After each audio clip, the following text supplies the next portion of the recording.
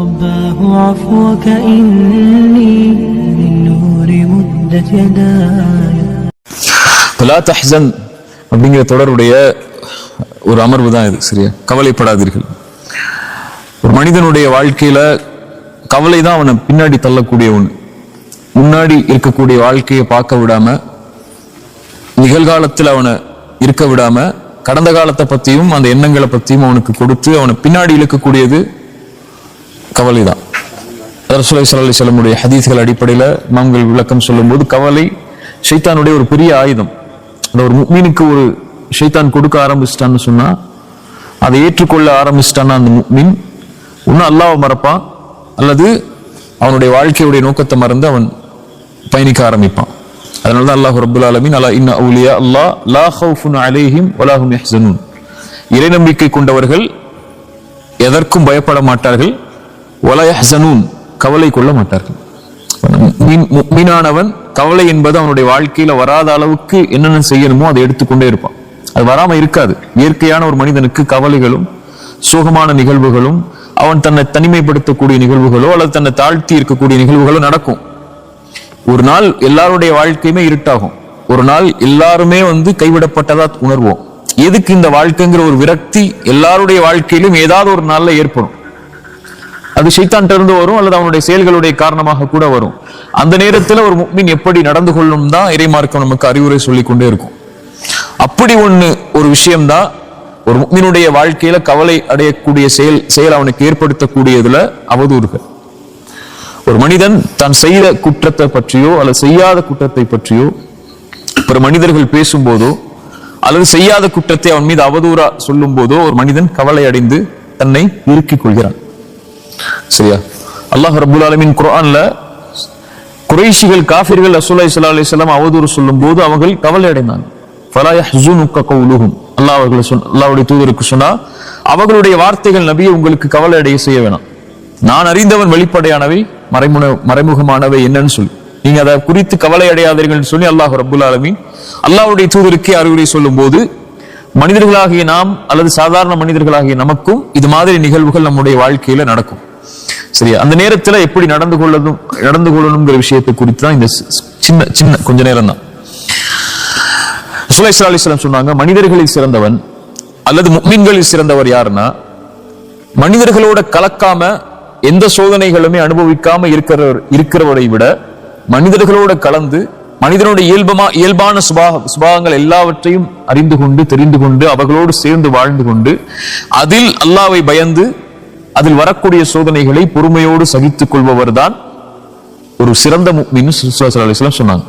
எனக்கு எதுவுமே அவதூறு வரக்கூடாது, என்ன மக்கள் யாருமே தப்பா பேசக்கூடாது, மக்கள் என்கிட்ட எல்லாருமே நல்லதா மட்டும் தான் நடக்கணும், நல்ல விஷயங்கள் மட்டும் தான் என் காதுல விழணும், நான் யாரோடையுமே கலக்க மாட்டேன், அதனால எதுவுமே எனக்கு தேவையில்லைன்னு சொல்லி ஓரத்துல ஒதுங்கி உட்கார்றதை விட மனிதனுடைய சுபாவங்கள் கோடி கொடூரமான சுபாவங்கள் இருக்கும்.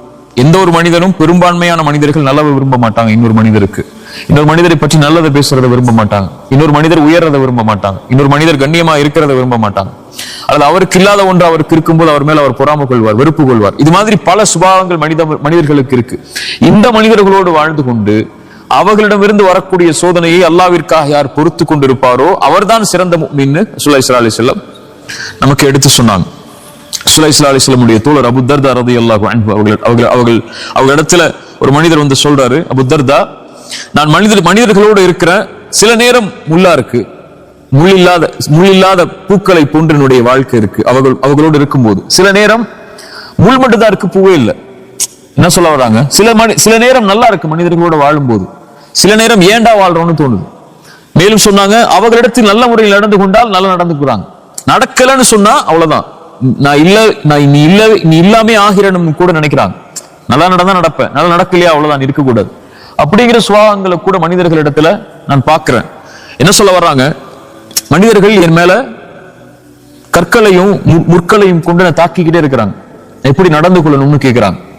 அபூ தர்தா சொன்னாங்க, அவர்களிடத்தில் உன்னுடைய மானத்தை கடன் கொடுத்து விடு, அது உனக்கு வறுமையின் நாளில் உதவி செய்யும். நாங்க புரியுதா, தமிழ் சுத்த தமிழா இருக்கு, நிறைய பேர் புரியாது. அதாவது உன்னுடைய மானத்தை அவர்களிடத்துல கொடுத்துரு, அவங்க பேசட்டும், உன்னை பத்தி என்ன வேணாலும் அவங்க பேசட்டும், உன்னை பத்தி என்ன வேணாலும் அவங்க சொல்லட்டும், அதை விட்டுரு. ஆனால் வறுமைன்னு ஒரு நாள் வரும், அந்த நாள்ல உனக்கு அது உதவி செய்யும் ரசூலுல்லாஹி ஸல்லல்லாஹு அலைஹி வஸல்லம் ஹதீஸ் அடிப்படையில் அவங்க சொன்னாங்க. இதே அபூ தர்தா தான் இன்னொன்னு சொன்னாங்க, மானம் என்பது அல்லாஹ்வுக்கு சம்பந்தப்பட்டது. ஒருவனை கண்ணியப்படுத்துறது யார்? நம்முடைய நம்பிக்கைப்படி அல்லாஹ். ஒருவன் இழிவுபடுத்துறது யார்? அல்லாஹ். அல்லாஹ்விடத்தில் ஒப்படைச்சது. உன்னை குறித்து ஒரு மனிதன் தவறாக பேசும்போதோ, உன்னை குறித்து ஒரு மனிதன் தீயதாக பேசும்போதோ, அல்லது உன்னோடு ஒரு மனிதன் சண்டை போடும் போதோ, அல்லாஹ்விடத்தில் அதை ஒப்படைச்சது.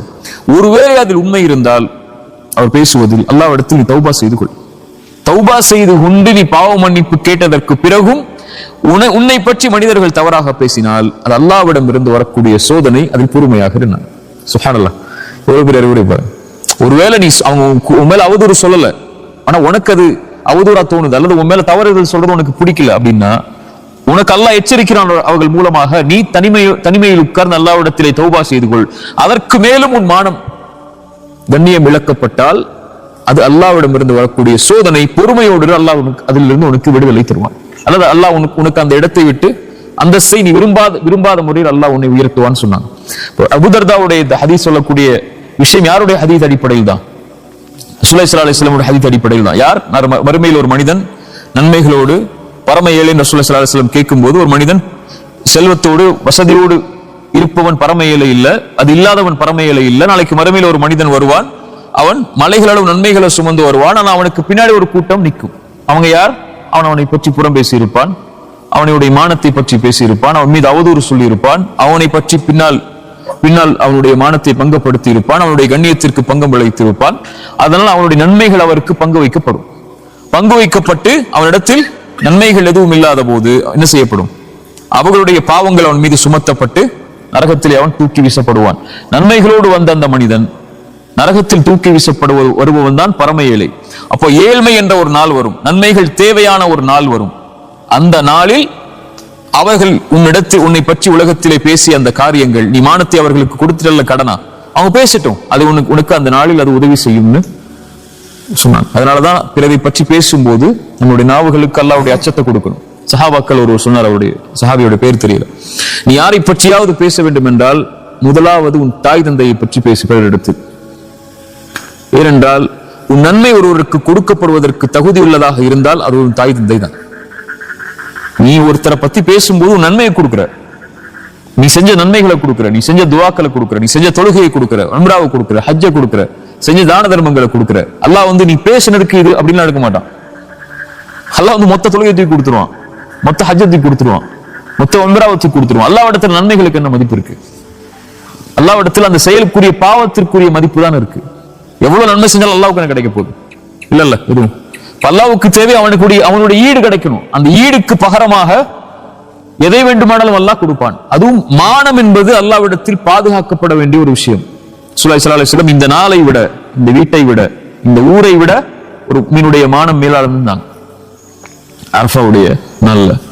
ரசூலுல்லாஹி ஸல்லல்லாஹு அலைஹி வஸல்லம் சொன்ன அந்த மானம், அது ஒருவனுக்கு பங்கம் வைக்கப்படும் போது அல்லாஹ் தொழுகையோ ஹஜ்ஜையோ ஜக்காத்தையோ ஏன் பார்க்க போறான்? அவன் இடத்துல இருக்கா இல்லையான்னு சொல்லி.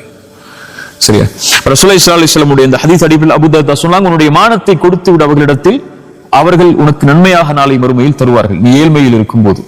அதை குறித்து கவலைப்படாதே, உன் அல்லாஹ்விடத்தில் விட்டு நீ பாவம் செய்திருந்தால் அல்லாஹ்விடத்தில் தௌபா செய்து கொள். போன லா தஹ்சன் சொல்லியிருப்பேன், மனிதர்களிடத்திலே நாம பார்க்கிறது அவங்களுடைய பாவங்களை மட்டும்தான். ஒரு மனிதன் உண்மையாவே தவறு செய்யறான், அவன் மேல மக்கள் விமர்சனம் செய்யறாங்கன்னு சொன்னால் நம்ம பார்க்கிறது அவன் என்ன பாவம் செஞ்சான்னு சொல்லிதான். நமக்கு தெரியாத ஒன்று அல்லாஹ்விடத்தில் அதுக்குரிய பாவ மன்னிப்பை பெற்றானா இல்லையா என்றுதான். எல்லாருமே பாவம் செய்யக்கூடியவங்க தான். ஒருத்தர் மேல குற்றச்சாட்டு வைக்கிறோம்னா அந்த குற்றம் இல்லாத பல குற்றங்கள் நம்மள்ட்ட இருக்குல்ல. அப்ப அந்த குற்றத்தை பத்தி பேசுறதை நம்ம விரும்ப மாட்டோம். பட் நம்ம அவருடைய குற்றத்தை பத்தி பேசுறோம். இப்ப நமக்கு தெரியாது அவர் அந்த பாவத்திலிருந்து விடுதலை பெற்று விட்டாரா, அல்லாஹ் அதை மன்னித்து விட்டானா, அல்லது அவர் அதை பாவ மன்னிப்பாக கேட்கவில்லை என்றாலும் அவருக்கு இருக்கக்கூடிய நன்மைகளை கொண்டு அல்லாஹ் அவரை பொருந்திக் கொள்வானா இல்லையான்னு கூட நமக்கு தெரியாது. சரியா? நமக்கு என்ன, மனிதனை பார்க்கும்போது அவன் என்ன பார்க்கறான் வெளிப்படை, அவ்வளவுதான். அதை வச்சு மட்டும் தான் நம்ம பேசுவோம், வேற எதை பத்தி நம்ம பேச மாட்டோம். அவருக்கு தாடி இல்லைங்கிறது மட்டும் தான் நம்மளுடைய பேச்சா இருக்கும், அவன் பொண்ணு ஹிஜாப் போடலைங்கிறது மட்டும் தான் நம்மளுடைய பேச்சா இருக்கும். ஆனா அவர் தாடி இல்லாமவே அல்லாஹ் அவரை மன்னிச்சு சொர்க்கத்தை கொடுப்பானா நமக்கு தெரியுமா? தெரியாது. நம்ம அதை குறித்து மட்டும் தான் பேசுவோம். அது அவருடைய இயல்மை என்ன, அவருடைய நிலைமை என்ன, ஏன் அவர் அதை செய்தார், எதற்காக செய்தார், எப்படி செய்தார், எதுவுமே நமக்கு தெரியாது. நம்முடைய பார்வையில் பாவங்கள் மட்டும்தான் இருக்கும். நான் சஹாபாக்களுடைய பார்வையில் ரசூலுல்லாஹி ஸல்லல்லாஹு அலைஹி வஸல்லம் நிலைநிறுத்த விரும்பினது எப்போதும் பாவ மன்னிப்பு. அவர் அல்லாஹ் இடத்துல யாரும் நமக்கு தெரியாது, அவரை பத்தி பேசாத. நான் ஒரு தோழர் மது குடிக்கிறார், தண்டனை கொடுக்கப்படுது. சஹாபாக்கள் ஒருத்தர் சொல்றார், நாய் அடி படுற மாதிரி அவர் பட்டுட்டு இருக்கிற, திரும்ப திரும்ப இதே பாவத்தை செஞ்சுட்டுன்னு சொல்லி சொன்னாங்க, லா தலஅனு, அவரை சபிக்காதீர்கள், அவர் அல்லாஹ்வையும் ரசூலையும் நேசிக்கக்கூடியவர்னு சொன்னாங்க. புரியுதா? ரசூலுல்லாஹ் சொல்ல விரும்பினது என்ன? உங்களுக்கு தெரியாது, அவர் செஞ்ச பாவம் தான் உங்களுக்கு தெரியும். அவர் அல்லாஹ்விடத்துல இந்த பாவம் அல்லாத எத்தனை நன்மைகளை செஞ்சு மேல வந்திருக்காரு நமக்கு தெரியாது இல்ல. விபச்சாரம் செஞ்ச அந்த பெண்ணு தான் உங்களுக்கு தெரியும். அந்த விபச்சாரம் செஞ்ச பெண், அந்த விபச்சாரியா இருக்கக்கூடிய ஒரு பெண் நாய்க்கு தண்ணி கொடுத்ததுனால அல்லாஹ் சொர்க்கத்தை கொடுத்தான்னு உங்களுக்கு தெரியாதுல்ல ரசூலுல்லாஹ் சொல்ற வரைக்கும். அது என்னைக்கு நடந்த சம்பவம் தானே. ரசூலுல்லாஹ் அந்த விஷயத்தை சொன்னதுனால தானே அந்த பெண்ணுக்கு சொர்க்கம் கிடைச்சிச்சுன்னு உங்களுக்கு தெரியும். அது மாதிரி எத்தனையோ பாவம் செஞ்ச மனிதர்களுக்கு அல்ல எத்தனையோ சொர்க்கத்தையும் அவனுடைய அந்தஸ்தை அல்லாஹ் உயர்த்தி இருக்கும் போது நீங்க எப்படி அவங்களை பத்தி பேச முடியும்? ஆயிஷா ரலியல்லாஹு அன்ஹா அவமானப்படுத்தப்பட்டாங்க இல்லையா? பெரிய ஒரு எலி சொல் அவங்க மேல போடப்பட்டுச்சு. என்ன எலி சொல்? நபியுடைய மனைவி வெளிப்படையா சொல்லணும் விபச்சாரம் செஞ்சதாக ஒரு அவதூறு கிளம்புச்சு. ரசூலுல்லாஹ் ஸல்லல்லாஹு அலைஹி வஸல்லம் நம்பல. ஆனா ஆயிஷா ரலியல்லாஹு முன்னாடி சபைக்கு போய் அபூபக்கர் வீட்டுல இருக்கிறாங்க, தந்தைக்கு முன்னாடி ரசூலுல்லாஹி ஸல்லல்லாஹு அலைஹி வஸல்லம் சொன்னாங்க, ஆயிஷா நீ ஒரு வேலை செய்திருந்தால் மன்னிப்பை கேள், அல்லாஹ் மன்னிப்பான். ஏத்துக்க முடியுமா ஆயிஷா ரலியல்லாஹு அன்ஹா? ஒரு வேலைன்னு சொன்னதுக்கு அப்புறம் ஒரு நபி, ஒரு வேலை நபி ஆயிஷா நீ செய்திருந்தால் அல்லாஹ் இடத்துல மன்னிப்பை தேடிக்கொள், நீ செய்யவில்லை என்றால் அல்லாஹ் உன்னை பாதுகாக்கட்டும். ஆயிஷா ஏத்துக்கவே முடியல, அந்த வார்த்தையை ஏத்துக்கவே முடியல. அதான் சொல்லாட்ட பேசல அவங்க. அதுக்கப்புறம் அல்லாஹ்ட்ட ஒப்படைச்சிட்டாங்க, அதான் நீ பார்த்துக்கோன்னு சொன்னாங்க. அல்லாஹ் அவங்களை பரிசுத்தப்படுத்தினான் அந்த பொறுமையின் காரணமா. நபி யாக்கூப் என்ன சொன்னாரோ அதே வார்த்தையை நான் சொல்கிறேன். எனக்கு அல்லாஹ் எனக்கு நபி யாக்கூப் அலைஹிஸ்ஸலாம் அபு யூசுஃபுடைய தந்தை எதை சொன்னாரோ, ஃபஸப்ருன் ஜமீல் வல்லாஹுல் முஸ்தஆனு அலா மா தஸிஃபூன், இவர்கள் சொல்லக்கூடிய விஷயத்தில் அல்லாஹ் போதுமானவன், நான் பொறுமையை கடைபிடிக்கிறேன். யூசுஃபுடைய தந்தை எதை சொன்னாரோ அதை நானும் சொல்கிறேன்னு பொறுமையா இருந்துட்டாங்க. ரசூலுல்லாஹ் எதுவுமே பேசல, குதர்க்கம் பண்ணல. நான் என்ன எப்படி நீங்க சொல்ல முடியும்னு கேட்கல, என்னையே நீ இப்படி பேசுறீங்கன்னு ரசூலுல்லாஹ் அவங்க கேட்கவே இல்லை. அல்லாஹ்ட்ட ஒப்படைச்சிட்டாங்க. நீங்க யாரு அல்லாஹ் முடிவு செய்யறதுக்கு? நீங்க யார் முடிவு செய்யறதுக்கு? அல்லாஹ் போதுமானவன்னு சொல்லிட்டாங்க.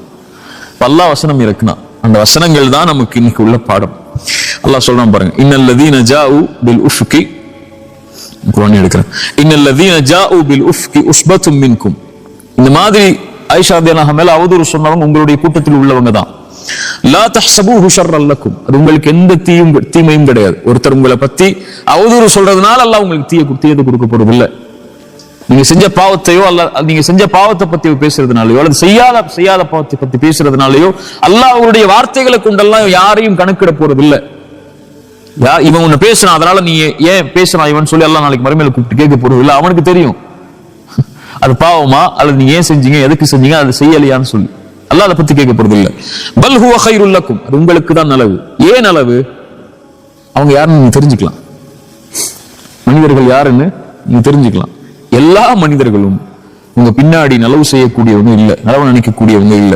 இல்ல மாஷா அல்லாஹ் பாதுகாத்தவர்களை தவிர. மனிதர்களுடைய இயல்பு அது. பல் ஹுவ கைருல் லக்கும், அது உங்களுக்கு புரிய வைக்கும் அல்லாஹ் யாருன்னு. உங்க உடன் இருக்கக்கூடியவர்கள் கூட உங்களை பத்தி தப்பா பேசலாம், உங்க கூட பிறந்த தம்பி பேசலாம், மனைவி பேசலாம், உங்க குழந்தைகள் பேசலாம், உங்களோட தாய் தந்தை கூட பேசலாம்.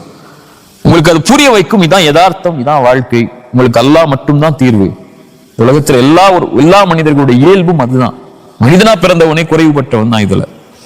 பல் ஹுவ கைருல் லக்கும் லிகுல்லி இம்ரிஇன் மின்ஹும் மக்தஸப மினல் இஸ்ம், அவங்க செஞ்ச பாவம் என்னவோ அதை அவங்க பெற்றுதான் தீருவாங்க அந்த பேசுனதுனால. வல்லதி தவல்லா கிப்ரஹு மின்ஹும் லஹு அஸாபுன் அஸீம், யார் இதில் பெரும்பான்மையாக பங்கு கொண்டாரோ அந்த விஷயத்துல, ஆயிஷா ரலியல்லாஹு அன்ஹா கூடிய விஷயத்துல அல்லாஹ் அவர்களுக்கு மகத்தான தண்டனையை கொடுப்பான். லவ்லா இத் சமிஅதுமூஹு ظنல் முஃமினூன வல் முஃமினாத்து பிஅன்ஃபுஸிஹிம் கைரன். இதுக்கெல்லாம் தஃப்சீர் சொல்றதுக்கெல்லாம் எப்படி இந்த நேரம் பத்தும் தெரியல.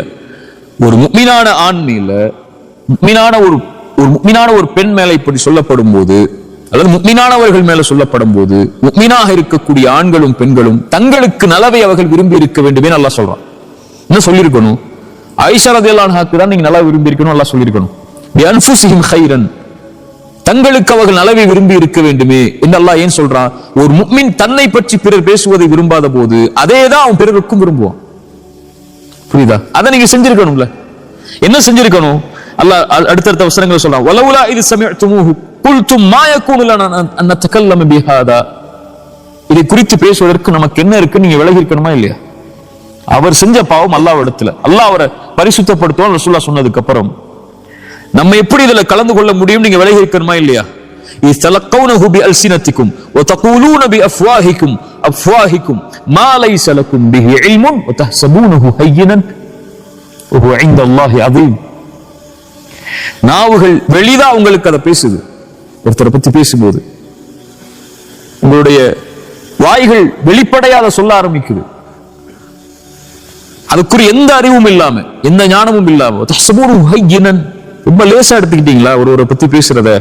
வஹுவ இன்தல்லாஹி அதீம், அல்லாஹ்விடத்தில் அது மகத்தானது. மகத்தானது எப்போ சொல்றதா? ஒருவர் செய்த பாவம் மன்னிப்புடைய அங்கீகாரம் அல்லாஹ்விடத்தில் கிடைச்சதுக்கு அப்புறம் அந்த பாவத்துக்காக அவர் யாராகுவார்? அல்லாஹ்விடத்தில் அங்கீகரிக்கப்பட்ட நேசராகுவார். பாவத்திலிருந்து விலகி அல்லாஹ்விடத்தில் தான் ஒப்படைச்சவர் யாராகுவார்? அவருடைய பாவம் மன்னிப்பு அவருக்கு கிடைக்குதா இல்ல நமக்கு தெரியாது. ஆனா அவர் அதுல இருந்து விலகிறதுடைய காட்சிகள் நமக்கு தெரியும். அப்படி இருந்த பிறகும் நீங்கள் அவர்களை பற்றி பேசினால் அல்லாஹ்வுடைய நேசருக்கு நோவினை செய்பவர் யாரோடு போர் செய்வார்? அல்லாஹ்வோடு. நம்பிக்கை கொண்டு ஒரு முஃமினை பற்றி நீங்க பேசுறத சாதாரணமா எண்ணிக்கிட்டீங்களா? இல்ல. இன்தல்லாஹி அஸீம், அல்லாஹ்விடத்தில் அது மகத்தான காரியம். யஇதுகுமுல்லாஹ் அன் தஊது லிமிஸ்லிஹி அபதன் இன் குன்தும் முஃமினீன். அல்லாஹ் உங்களுக்கு எச்சரிக்கை செய்கிறான், நீங்கள் உண்மையாகவே முஃமின்களாக இருந்தால் இது போன்ற விஷயத்தில் ஒருபோதும் நெருங்காதீர்கள். ஒருபோதும், அபதன், ஒருபோதும் போயிடாதீங்கிறான். இதோ இட்டு அடுத்து பார்த்துக்கோங்கன்னு சொல்லு. அபதன், ஒருபோதும் இந்த காரியத்தில் ஈடுபடாதீங்க. எப்படி நீங்கள் உங்களுக்கு நலவை விரும்புவீர்களோ அது போல முஃமின்களுக்கும் நலவை விரும்புங்க. நீங்க ஒரு பாவம் செய்றீங்க, வேற ஏதோ ஒரு பாவம் செய்றீங்க, அந்த பாவம் யாருடைய பார்வையிலும் படாத போது அதை உங்களுடைய மானம் காக்கப்பட வேண்டும் நீங்க விரும்புனீங்கன்னா இன்னொருவருடைய மானத்தையும் அப்படி விரும்புங்க. நீங்க செஞ்ச பாவத்தை விட அது கொடிய பாவமா, சின்ன பாவமா, பெரிய பாவமா நீங்க முடிவு செய்ய முடியாது. இந்த பாவம் அல்லாஹ்வுக்கு செய்யப்படுறது. அல்லாஹ் ரப்புல் ஆலமீன் இதைத்தான் நமக்கு குர்ஆன்ல அறிவுரையா நமக்கு கொண்டு வரான். சரியா? அதனால இத மாதிரி காரியங்களை ஒரு முஃமின் கேட்கும் போது அவன் செய்யாத குற்றத்தை பற்றியோ அல்லது அவன் பாவ மன்னிப்பு கேட்ட ஒரு குற்றத்தை பற்றியோ மனிதர்களுடைய உள்ளத்தை நோவினை செய்யும் போது, உடைக்கும் போது அல்லாஹ்வுடைய வார்த்தை தான் அவனை சாந்திப்படுத்தும். அல்லாஹ் ரப்புல் ஆலமீன் நபிக்கு சொன்னதுதான், வலகத் நஅலமு அன்னக யதீகு ஸத்ருக பிமா யகூலூன் ஃபஸப்பிஹ் பிஹம்தி ரப்பிக் வகுன் மினஸ் சாஜிதீன். நபியே, உங்களுடைய வார்த்தையால் உங்களுடைய உள்ளம் நெருக்கமாவதை நான் அறிகிறேன். அல்லாஹ்விடத்துல சுஜூதுல விழுந்துருங்க, அல்லாஹ்வை புகழ்ந்துருங்க. வஅபுத் ரப்பக ஹத்தா யஅதியகல் யகீன், அல்லாஹ்வை தொடர்ச்சியா வணங்கிட்டே இருங்க மரணம் வரைக்கும். ஒரு தவறு செய்றீங்க, தவறுல இருந்து திருந்துட்டீங்க, மக்கள் அதை பத்தி பேசுறாங்க, அதோட வாழ்க்கை முடிய போறது இல்லை அந்த தவறோட. வஅபுத் ரப்பக ஹத்தா யஅதியகல் யகீன், அடுத்த மூச்சு இருக்குன்னா அதுல இருந்து விலகி நீங்க போறதுக்கு உங்களுக்கு அவகாசம் அல்லாஹ் கொடுத்திருக்கான். மனிதர்கள் கொடுக்குறாங்களோ இல்லையோ, இவங்க இன்னைக்கு உங்களோட இருப்பாங்க, நாளைக்கு உங்களோட இருக்க போறது இல்லை. மனிதர்கள் நீங்க மூத்தாகிற வரைக்கும் தான் உங்களுக்கு நீ மூத்தாயிட்டீங்கன்னா ஒரு 3 நாள்ல மறந்துட்டு அவன் வேலையை பார்க்க ஆரம்பிச்சிருவான். சரியா? மனைவி எல்லாம், உங்களுடைய குழந்தை எல்லாம், உங்களுடைய பெற்றோர் எல்லாம் யாராக இருந்தாலும் ஒரு 10 நாள் உங்களை ஞாபகப்படுத்துவாங்களா? அல்லது என்னைக்காவது உங்க பிறந்த நாள் வரும்போது, உங்க ட்ரெஸ்ஸை பார்க்கும்போது, அல்லது உங்களுடைய இதை பார்க்கும்போது ஞாபகம் வரும். ஒரு 30 வருஷம் போயிருச்சுன்னா அவ்வளவுதான். நான் சொல்ற மாதிரி தான். ஒரு 100 வருஷம் போயிருச்சுன்னா நீங்க வாழ்ந்த அடையாளமே இருக்காது. 200 வருஷம் போயிடுச்சுன்னா நீங்க யாருன்னே இந்த உலகத்துக்கு தெரியாது. 100 வருஷத்துக்கு முன்னாடி எத்தனை பேர் பாவம் செஞ்சாங்க நமக்கு தெரியுமா? யார் யார் பாவம் செஞ்சா? நம்ம குடும்பத்தில் எத்தனை பேர் பாவம் செஞ்சிருப்பா ஏதாவது தெரியுமா? நமக்கு நம்மளோட முன்னோர்கள் எவ்வளவு பாவம் செஞ்சிருப்பாங்க தெரியுமா? யாராவது பத்தி எதுவுமே தெரியாது. 100 வருஷத்துக்கு அப்புறம் நம்மளை பத்தி பேசவே மாட்டாங்க. இங்க 5 நிமிஷத்துக்கு அப்புறமே நம்மளை பத்தி பேச மாட்டாங்க. அவ்வளவு பிரச்சனை இருக்கு ஒவ்வொருத்தருக்கும். அதனால நீங்க மற்றவர்கள் பேசுவதை குறித்து உங்களுடைய உள்ளத்தை நெருக்காதீங்க. அல்லாஹ்ட்ட ஒப்படைச்சிருங்க, அமைதியா இருந்துருங்க. அல்லாஹ் உங்களை பாதுகாத்து கொண்டே இருப்பான் அவனிடத்துல நீங்க போயிட்டீங்கன்னா. சரியா? இது மாதிரி காலம் உலகத்துல எல்லாருக்கும் வரும். அந்த இருள் வாழ்க்கையில் என்னைக்காவது ஒரு நாள் சூழும். இந்த உலகம் நமக்கு புரிய ஆரம்பிக்கும், மனிதர்கள் புரிய ஆரம்பிப்பாங்க, மனிதர்களுடைய நடவடிக்கைகள் புரிய ஆரம்பிக்கும், மனிதர்களுடைய உண்மை முகங்கள் புரிய ஆரம்பிக்கும். மனிதன் பின்னாடி எப்படி நடந்துப்பான், முன்னாடி எப்படி நடந்துப்பான், அவனுடைய வார்த்தைகள் எப்படி இருக்கும், முன்னாடி பின்னாடி எப்படி இருக்கும், உங்களுக்கு நலவு விரும்புவானா இல்லையா, உங்க கண்ணியத்தை மனிதர்கள் பாதுகாப்பார்களா இல்லையா, இப்படி எல்லாமே உங்களுக்கு ஒரு நாள் புரிய வரும். இப்ப எல்லாமே கைவிடப்பட்டுட்டோங்கிற நிலைமைக்கு நீங்க யோசிக்க ஆரம்பிப்பீங்க. இப்படித்தான் இந்த வாழ்க்கை இருக்குமா? எதுக்கு இந்த வாழ்க்கை? எதுக்கு இந்த மனிதர்களோட நான் வாழணுங்கிற ஒரு எண்ணம் கூட உங்களுக்கு ஏற்படும். அப்ப இந்த குர்ஆனுடைய வசனம் உங்களுடைய உள்ளங்கள்ல வரணும். வஹுவ மஅக்கும் ஐனமா குன்தும். எங்க நீங்க இருந்தாலும், எந்த சூழ்நிலையில இருந்தாலும், எந்த மனிதர்கள் உங்களை கைவிட்டாலும், இந்த உலகமே உங்களை அங்கீகரிக்கவில்லை என்றாலும், அல்லாஹ் உங்களோடு தான், உங்களுடைய நிலைக்காகத்தான் அல்லாஹ் உங்களோட இருப்பான். எங்க இருந்தாலும், எந்த சூழ்நிலையில் இருந்தாலும் அல்லாஹ் வந்துருயா அல்லான்னு கேட்டா போதும். எல்லாம் நான் இயலாதவன், என்னிடத்துல வந்துரு, உன்னிடத்துல வர ஆசைப்படுறேன் அப்படின்னு நீங்க சொல்லிட்டா போதும். என்னை தனிமையில் நினைவு கூர்ந்தால் அவர்களை நானும் தனிமையில் நினைவு கூறுகிறேன். அவ்வளவுதான். ரப்பே நான் உன்னை அழைக்கிறையா அல்லா, உன் இடத்துல வர்றையா அல்லான்னு சொல்லிட்டா போதும். நீங்க சொல்ல வேணாம், மனசு நினைச்சா போதும், அல்லாஹ் உங்களை நினைவு கூர்ந்து விடுவான். அவ்வளவுதான். நீங்கள் ஒரு கூட்டத்தில் நினைவு கூர்ந்தால், நீங்கள் உங்களை விட கண்ணியமான ஒரு கூட்டத்தில் அல்லாஹ் உங்களை நினைவு கூறுவான். நீங்கள் நடந்து வந்தால் அல்லாஹ் விரைவாக உங்களை நோக்கி வருவான். அவ்வளவுதான். அல்லாஹ் நம்மளை அங்கீகரிச்சா போதும். உலகத்துல யாருடைய அங்கீகாரமும் நிரந்தரம் இல்ல. இன்னைக்கு புகழக்கூடிய மனிதர்கள் நாளைக்கு இகழ்வாங்க, இன்னைக்கு இகழக்கூடிய மனிதர்கள் நாளைக்கு புகழ்வாங்க. இன்னைக்கு கெட்டவன் சொல்ற மனிதன் நாளைக்கு நல்லவன் சொல்லுவான், நாளைக்கு நல்லவன் சொல்லக்கூடிய மனிதன் அடுத்த நாள் கெட்டவன் சொல்லுவான். இதுக்கு பின்னாடியே நீங்க போய்கிட்டே இருந்தீங்கன்னா கடைசி வரைக்கும் வாழ்க்கை இவங்க பின்னாடிதான் இருக்கும். என்ன அல்லாஹ் அங்கீகரிச்சா போதும், அவனுடைய அங்கீகாரம் எனக்கு இருந்தால் போதும்னு என்னைக்கு நீங்க முடிவெடுக்கிறீங்களோ அன்னைக்குதான் வாழவே ஆரம்பிப்பீங்க. அது வரைக்கும் மனிதர்களுக்காகத்தான் வாழ முடியும். அங்கீகாரம் அல்லாட்டதான், அவன்கிட்ட தான் என்னுடைய வாழ்க்கைன்னு முடிவெடுத்து இதெல்லாம் தூக்கி எரிஞ்சிட்டு, ரப்பே நீ அங்கீகரிச்சுக்கோ, நான் தப்பு செஞ்சா உங்ககிட்ட வர்றேன், நீ மன்னிச்சிரு.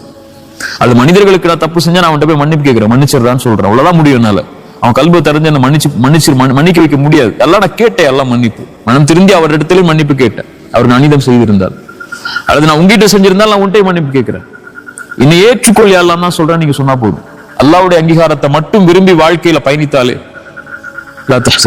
இதற்குரிய கவலைகள் எதற்கும் நமக்கு தேவையில்லை. ஜஸாக்குமுல்லாஹ் கைர், பாரக்கல்லாஹு ஃபீக்கும்.